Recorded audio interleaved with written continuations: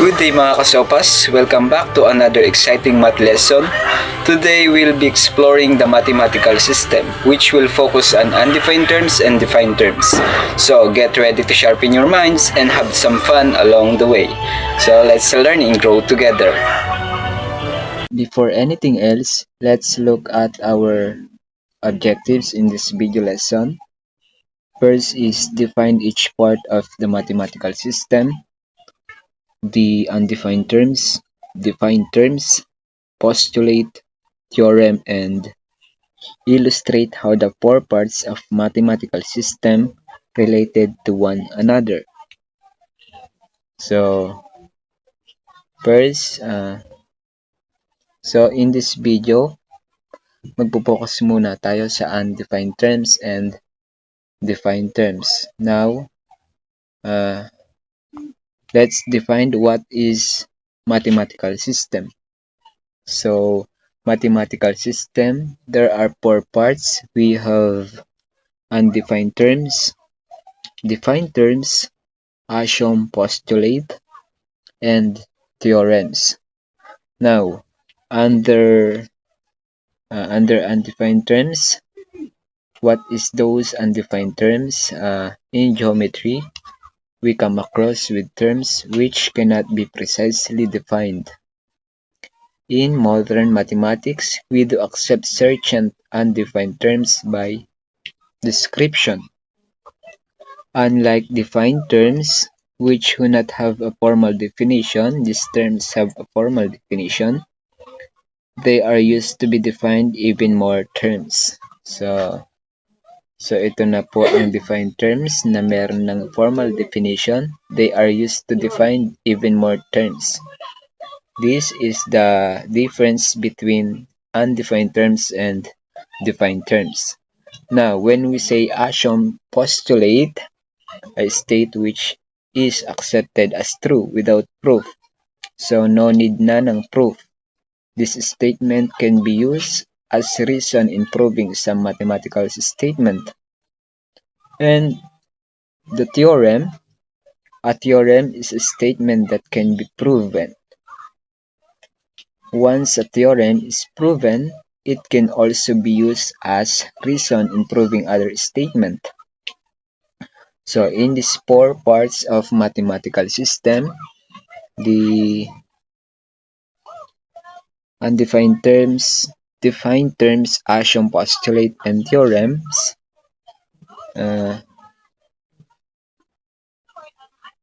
magpo-focus muna tayo sa undefined terms and defined terms. So ano ba ang mga under nito? Under undefined terms, we have here a point, line, and plane. For defined terms, we will discuss here the collinear points, coplanar points, and subset of a line. Now, for axiom postulate, we have 5 axioms and 8 postulate under the axiom and postulate. And the theorem, we have 3 theorems for points, line, and plane theorems. Now, in this video, I will try to show you the relationship of 4 parts of mathematical system. Let's, for an example, under the undefined terms, we have a line. In undefined terms, we have a line segment. Now, from undefined terms, we have 2 points determine a line. Yun po ang axioms. And then from here, we have the theorem for example, the shortest segment from a point not on the line to the line is the perpendicular segment. So, in this just an example of relation of these 4 parts of mathematical system, pinapakita po dito kung paano siya napupunta from undefined terms to defined terms to axiom, postulate, and two theorems. Now, in this video lesson, we will focus on undefined terms where we'll discuss the point, the line, and the plane. And also in defined terms, we will focus on collinear points, coplanar points, non-collinear and non-coplanar points, and subset of a line. So let's have first an activity. I have a set of an object. Now I want you to categorize two objects into three parts: the point, the line, and the plane. So which object do you think is the best representation of a point, line, and a plane? So I'll give you a few minutes to categorize what is the best representation of three parts. Okay. For a points, the best representation is sesame seed. Second is corner of a box. The third one is tip of a pen. And for the line, edge of a table, rope, and pencil. So for the plane is board, carpet, and notepad. Now let's try to tell whether each of the following represent a point, line, or a plane. Okay, first is stars in the sky. It is represent a point, a line, or a plane? Yes, it is represent a point. How about the electric wire? Yes, it's represent a line. Now, how about the edge of a curtain? Yes, it is represented by line.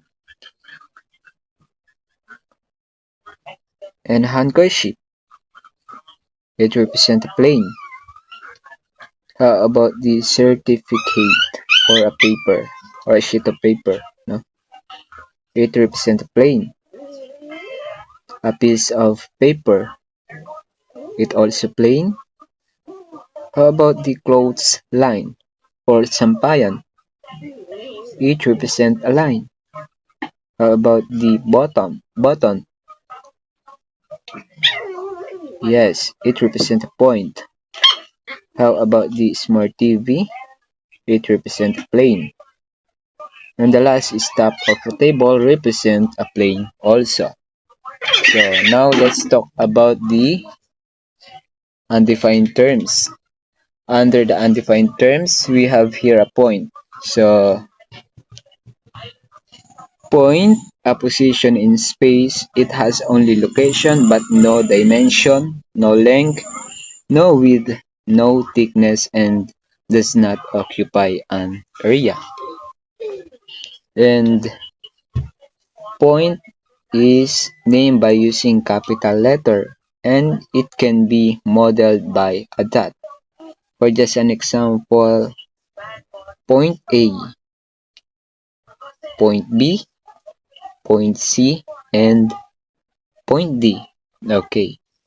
Okay, point altogether geometry figure are made up of the collection of a point. No? Next is line. So, dito sa line, a straight, continuous arrangement of infinite many points. Its length is infinite. It extended infinitely in two directions. It has no thickness also, just like a point, no? Wala siyang thickness. But the line extends infinitely from this to this and this. And line, it is a name by a single lowercase script letter or by any 2 points on a line. 2 capital letters. So, paano daw natin papangalanan yung line? From lowercase script letter or yung parang may arte na pagsusulat na letter. Or, another way para pangalanan si line is 2 capital letter from a dots. Diba? For example, this line is line D.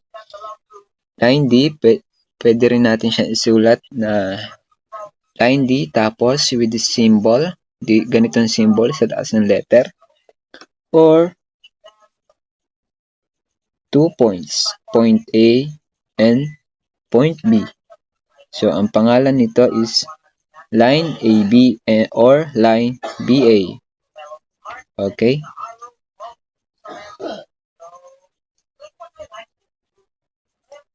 Next is a plane. Okay. Plane, a flat surface that extends infinitely along its length and width. It is like an infinite sheet of paper. It has length and width but no thickness. It is a name by a single script capital letter.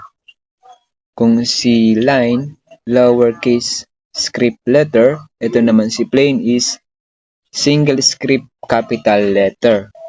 Or by any 3 points in the plane which are not on the same line.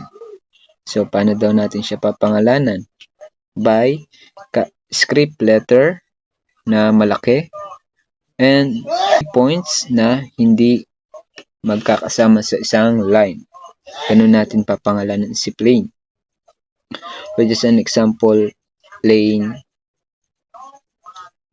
love. So,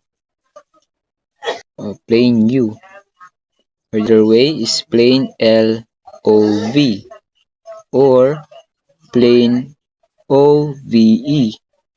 Another way is plane LEV or plane EVO. Siyang 4 na letter or plain love, di ba? Okay, next, let's proceed the defined terms. So, under the defined terms, we will have here the collinear, non-collinear, coplanar, non-coplanar points, and subset of the line. But now, I will discuss first the coplanar points. So, when we say coplanar points are points that lie in the same plane, no? Pag sinabi nating collinear points, are points that lie in the same plane. For just an example, based on the given figure, we have a line contains the point N, point M, and point O. So, as you can see, all points lie in the same line. So, point N, point M, and point O are collinear points. No? Next is non-collinear points. So, dito naman sa non-collinear points are points that do not lie in the same line. So, si non-collinear points is opposite ni collinear points. So, based on the given figure, I have here the line with point N, point M, and point O. As you can see, si point O wala sa line. So, it means point N, point M, and point O are not collinear points. No? So, ang non-collinear points po ay opposite ni collinear points because when we say the collinear points do not lie in the same plane or same line, unlike the collinear points that lie in the same line. No? So, next is coplanar. When we say coplanar, are points that lie in the same plane. Based on the given figure, si plane W,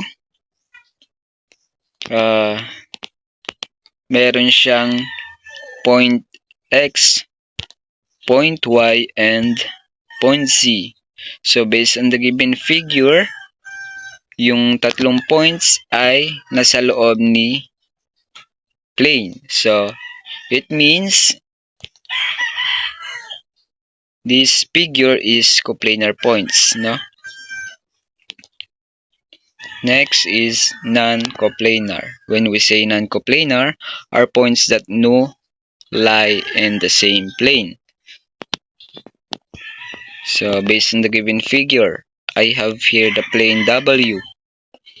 Meron siyang point X, point Y, and point Z. So ito ang makikita natin when we say the non-coplanar points. Hindi lahat ng points ay nasa isang plane. So point X, point Y, and point Z are non-coplanar points. Okay, now let's proceed the subset of a line. First is a segment. Okay, a line segment is a part of a line consisting two endpoint and all the points in between. So pag sinabi nating segment, a line segment is a part of a line consisting two endpoint, no? Si segment daw meron siyang endpoint which is line AB or line BA. Yon ay si segment. Next is array. Okay. Meron tayo based on the given figure na.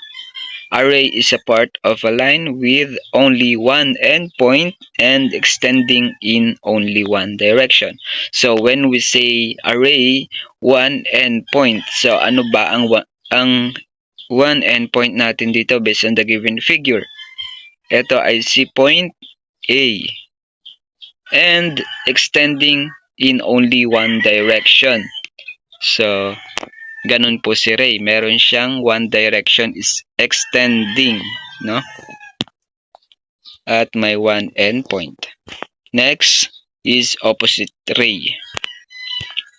So, pag sinabi natin opposite ray, arrays with a common endpoint but extending in opposite direction.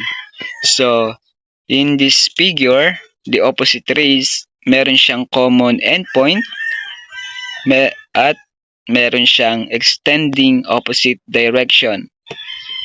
Kung si ray ay only one direction lang, si opposite rays naman is extending in opposite direction. So, si opposite ray meron siyang common endpoint. Ano ang common endpoint nila dito based on the given figure? Ang common endpoint nila is si B. Common endpoint ni A is B. Common endpoint ni C ay si point B pa rin, no? Now let's talk about the relationship of lines and angle. First is perpendicular line. When we say perpendicular line, based on the given figure, meron tayong figure dito.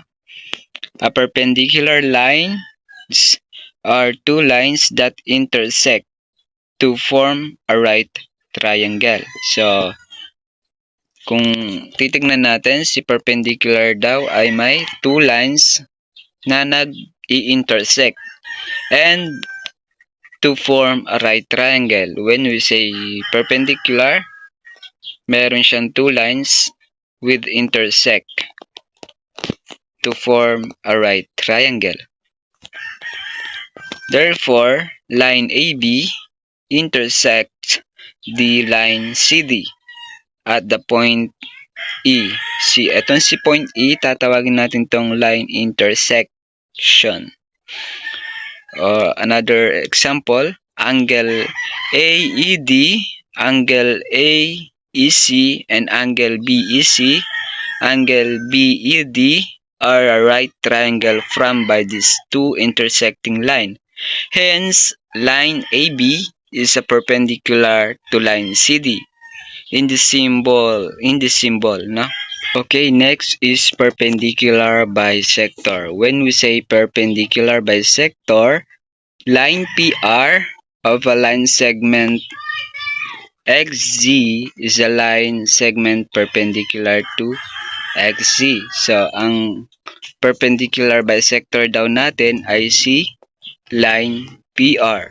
Kasi siya yung nag-passing through the midpoint.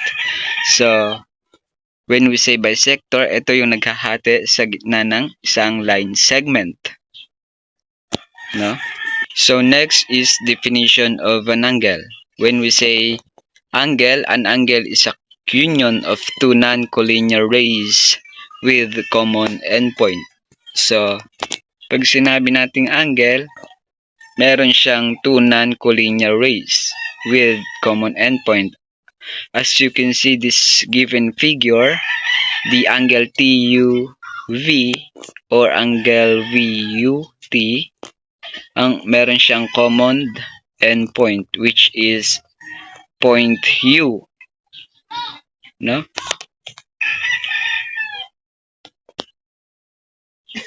Therefore, the common endpoint being shared by line UT and line UV is a point U called the vertex. No?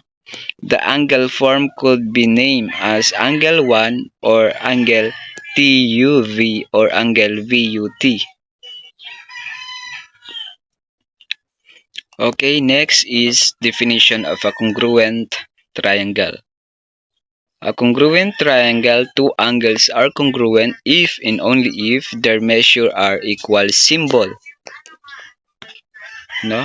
Based on the given figure, angle X and angle Y with measure 45 degrees. No? So, therefore, angle X is congruent to angle Y if and only if the measure of angle X is equal to angle Y. Yun po si congruent triangle. Pag sinabi natin congruent, there are equal symbol. Okay, next, definition of acute angle, right angle, and obtuse angle.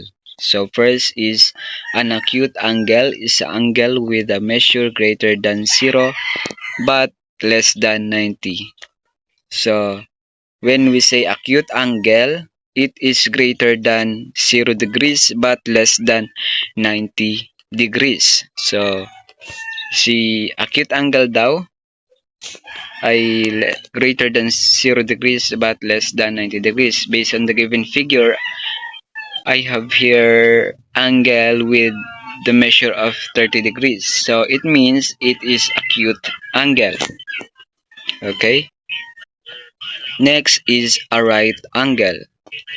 A right angle is an angle with measure of 90 degrees. So si right angle always measure of 90 degrees. So pag hindi na siya nag-measure ng 90 degrees, it means it is not a right angle, no?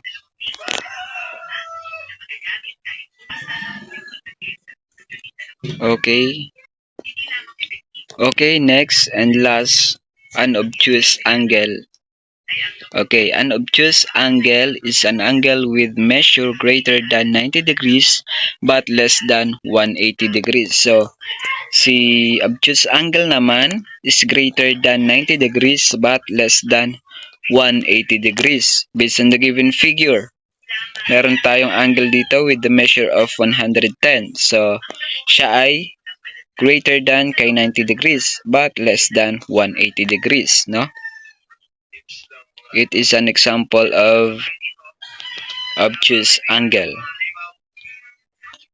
Okay, next, definition of adjacent angle. Adjacent angles share a common vertex and a common side but not overlaps. So, si angle ABD and angle CBD are adjacent angle which have a common vertex, the point B. and a common side is BD. So the interiors of angle ABD and angle CBD do not intersect, and therefore two angles have no interior points in common. No. Next is definition of a linear pair. When we say a linear pair of angles is formed when two lines intersect. Two angles are said to be the linear pair, or if they are adjacent angle form two intersecting line and are supplementary. So, when we say linear pair, meron daw siyang two lines intersect. So, when we say a linear pair, meron siyang two line intersect. So, line BD is a common side of line BA and line BC. Our opposite rays is angle ABD and angle CBD form a linear pair. O para mas madali nating matandaan, pag sinabi nating linear pair, it equals to supplementary. When we say supplementary is equal to 180 degrees. Next is definition of a vertical angle. Okay, vertical angle, opposite angle formed by two intersecting line are vertical angle. So, si vertical angle, meron siyang opposite angle formed by two intersecting line based on the given figure. No, meron tayong dalawang line. And also, we have here angle 1 and angle 3 are vertical angle. As you can see this figure, no? And angle 2 and angle 4 are also vertical angles. As notice, these angles are opposite each other. Yun si vertical angles.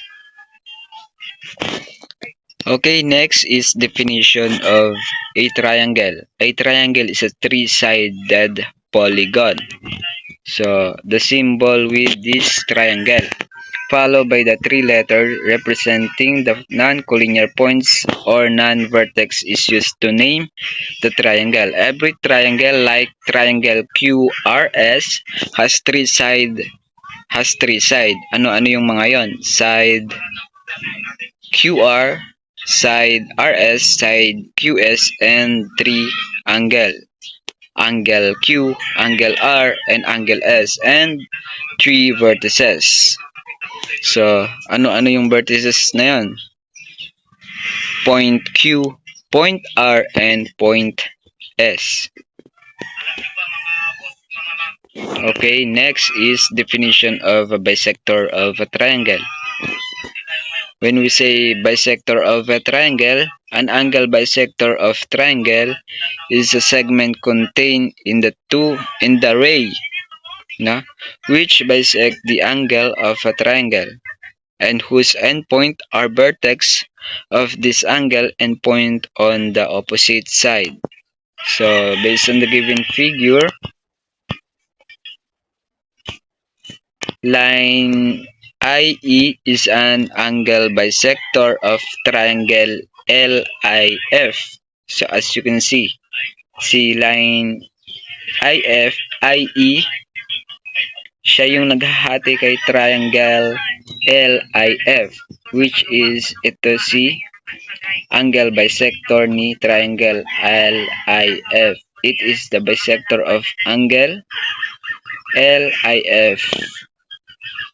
The endpoint I of angle bisector is the vertex of triangle LIF, and the other endpoint E is on the opposite side.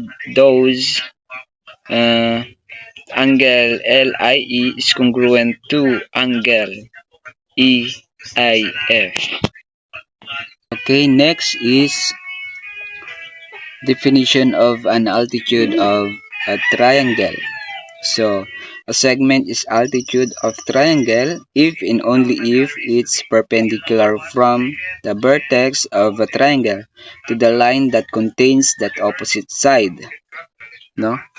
So, based on the given figure, every triangle has three altitude. In triangle STA, so ang altitude triangle niya is line TY is one of the three altitude. Next, in triangle SAF, ang altitude niya ay CSE is one of the altitude. Next is median. Okay? A segment is median of a triangle if and only if endpoints are vertex and midpoint of opposite side. So, every triangle has also median except its endpoint is always in the triangle's interior, unlike altitude that can be drawn from the exterior of a triangle. So line AO is the median of line RN or line NR, and line RL is the median to line NA. So nakikita nyo si line RL, siya ay naghahati sa line NA, and line NM is the median to line RA.